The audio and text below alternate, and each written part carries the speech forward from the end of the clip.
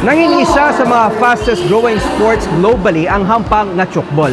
Bisan intense ang hampang, makabig ini nga pinasahi, bangod non-contact sport nga nagahatag man karon sang interes sa bago nga mga henerasyon sa mga atleta. Kasubong na diri ang mga homegrown athletes sang Bacolod nga nagtiglawas sa pungsod sa mga international competitions.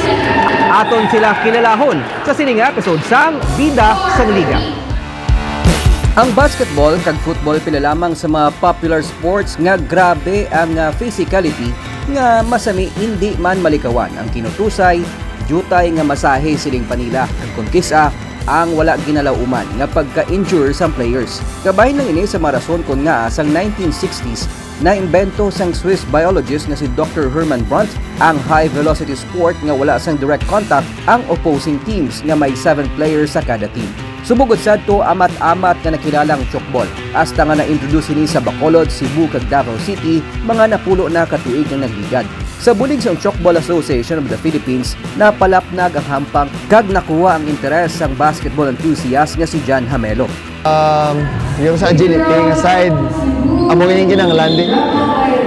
Non-contact siyang sport, but very fast kag persahan na gido. Similar siya gawa sa volleyball, bedo amo na. Kapareho sang hampang handball ang chukbol, kundiin kinahanglan sang player nga i-bounce ang bola sa net para nga makascore kung hindi masalo sang opposing team ang bola. Pareho man ang dimensions sang chokball court sa basketball court, pero pwede makascore ang team sa opposite nga net. Kasubong sa iban pa nga sport, kinahanglan ng training sa chokball agod ma-develop ang skill sa passing, catching kag shooting. Syempre, kinahanglan man sang gears, kasubong sang knee pads kag gloves. Istorya ni John, mas na-enjoy niya ang hampang bangod nagapabasog ini sang camaraderie kag mas nagapakita sa matuod-tuod nga spirit of sportsmanship. Tigid ang values of respect, fair play, honesty, even makita nato ang unique lang diri nga sport. Sometimes bisan ako nakakommit ko sang fault, sample be wala nakita sang referee, pwede ko i-call against us amon man in favor of the other team. So doka natural lang na sa chukbol nga sport eh. It's a gentleman sport. Bisa nang iya misis nga si Corinth nga nay goalkeeper sa football ang naging katapo na sang women's chokball team. Ang amay ni John nga si Raymond Hamelo. Isa sa mga pioneering founders ang TAP, amo man ang nagbulig agod matagaan sila sang kahigayunan nga mag-compete hindi lang sa national events kundi pati na sa mga international competitions. Namigid nga privilege sa amon being a part nga magwa ka represent mong flag mo. Kisa kita mo gampang ka pagwa yung flag mo matululuwa mo kambal ka nga. Although gampang kita pero feel ka nga do girangin na kadto ano wala nga represent mo gid mo kanti. Namigid siya because gaka-display kung sino kita as Filipinos. Sang 2019, gintiglawas na dayjan kag sang kadamaan nga katapo sang Bacolod Ilahas team ang pungsod sa World Chokball Competition sa Malaysia. Ang men and women Bacolod-based team amo man ang nagpaindis-indis sa Southeast Asia Competition sa Singapore sa nagligad nga tuig kundiin.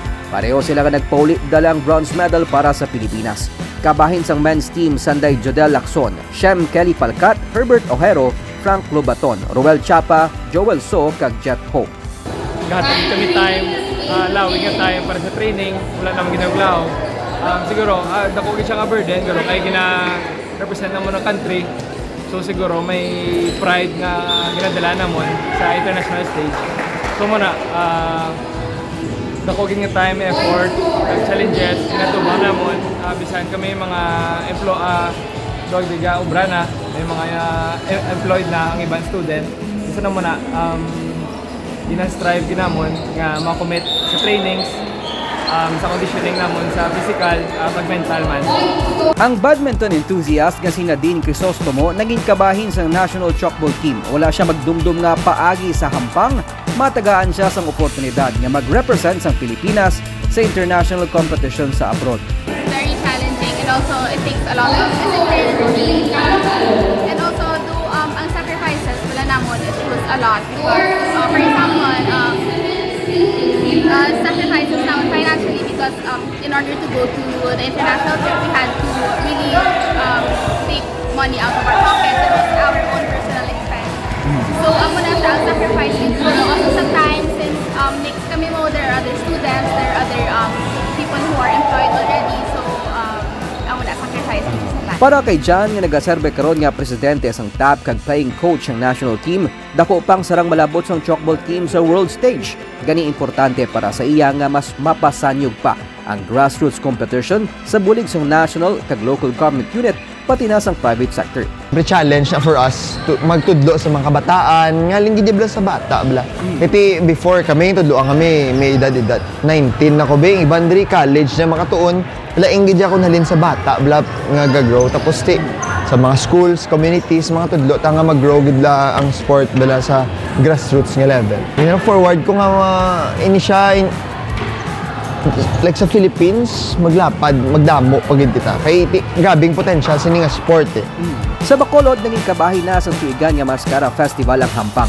Makaduwa naman gani ka beses nga ginhiwat ang National Chalkball Championship sa syudad. Kung ano ma-learn namon dito, we try to teach them yung pating iban niya mga clubs outside of Bacolod. So, ti subong layo na gid ang layo na gid ang hampang sa una. May mga videos kay nanantaw na kon la, ang bako kalain gid sa tsura namon sa una.